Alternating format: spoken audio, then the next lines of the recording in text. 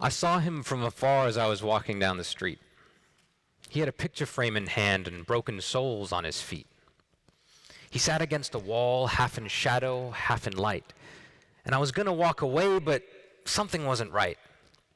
He refused to move and was unwilling to act.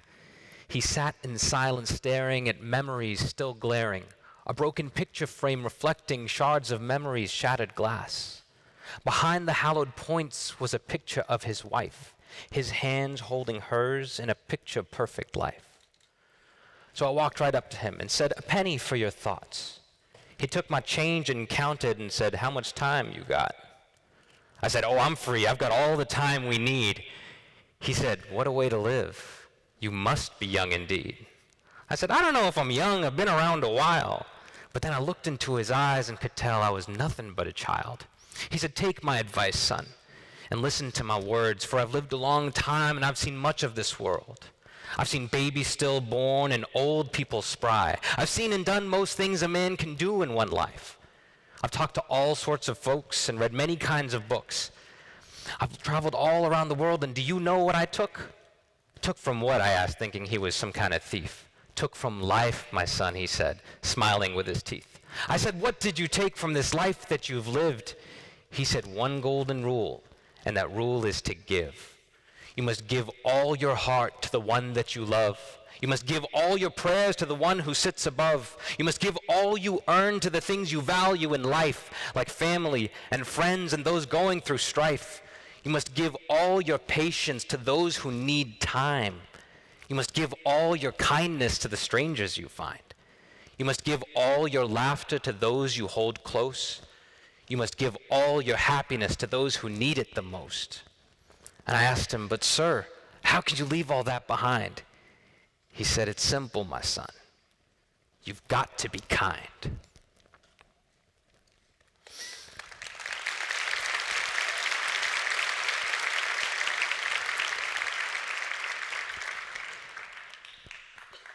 My first job out of college was as a refugee resettlement case manager.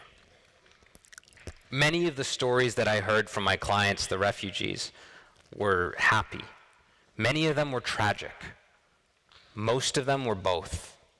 This next and final poem that you're going to hear from me this afternoon is a reflection of my time that I spent with the refugee community.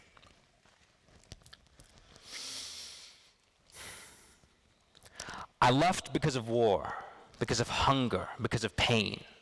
I left because the death of my friends left stains on my clothes, on my breath, on my soul. I left all I knew, all I loved. I left home. And I was taught to never leave anything or one you love, but try holding on to a hand soaked in blood. So I left all the lessons that I learned when I was young to protect my family from the bullets and guns. And leaving ain't easy like buying a ticket for a plane. It's hard and it's long, it's miles of red tape. It's papers, it's numbers, it's luck and it's fate. Weeks turn to months while I sit and wait, but I'd wait a lifetime to keep my family safe. Now I bear the title of refugee, a man seeking freedom in a new country, a man who left his home, everything that was known, for a chance to lead a life free from fear and full of peace. But fear is a beast that claims more than one face, claims more than one name and more than one place. Fear is an echo caught in a cave, and if caught in the heart, turns kings into slaves. And a slave of fear can't build a home, can't learn a language, can't love and grow. A slave of fear is doomed to fail, for fear breeds fear and nothing else. And I am a king and never a slave, but the frames that are placed are locks on a cage, blocks on my heart and gates to my fate. So I climb and I climb each rock that is placed, but like a time bomb, my life blows up in my face. Bills and tuition that need to get paid require a job, even minimum wage, but no boss will hire a man who can't speak. And without a tongue, what use is my college degree? And I know my kids are not like me. Their minds are free and they're quick on their feet, but the language they speak they picked up on the streets, not from a teacher in a schoolroom seat. Not from a tutor that comes every week. I swear to God, I'm dying to give my kids what they need.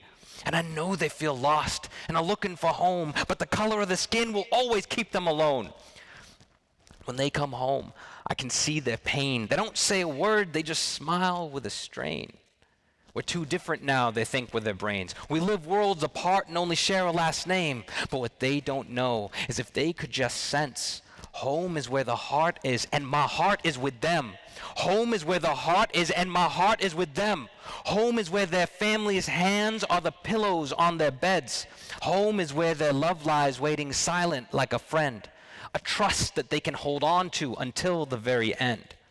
So I'll keep going, keep marching, keep burning, and I'll keep running, keep climbing, keep yearning, and I'll keep waiting, keep watching, keep searching, and I'll keep planting, keep feeding, keep growing, till the day arrives when my family's eyes can see our house and know that we can plant our roots here and call this land our home. Thank you. Thank you.